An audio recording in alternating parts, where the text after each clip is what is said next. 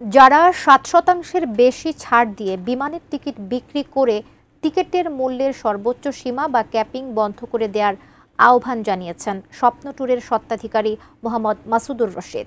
সোমবার রাজধানীর গুলশানে স্বপ্ন ট্যুরের কার্যালয়ে সংবাদ সম্মেলনে সরকারের প্রতি এই আহ্বান জানান তিনি। এ সময় তিনি অভিযোগ করেন, ট্রাভেল বিজনেস পোর্টাল টিবিপি দেশের বিভিন্ন ট্রাভেল এজেন্সির বিপুল পরিমাণ অর্থ আত্মসাৎ করে উধাও হয়েছে। টিবিপির স্বত্বাধিকারী মোহাম্মদ মঞ্জুরুল আলম নয়ন বিক্রি করা টিকিটের টাকা না পরিশোধ করেই তাদের ব্যবসা প্রতিষ্ঠান বন্ধ করে পালিয়েছেন। এতে স্বপ্ন ট্যুরের কয়েক কোটি টাকা ক্ষতিগ্রস্ত হয়েছে বলেও দাবি করেন তিনি।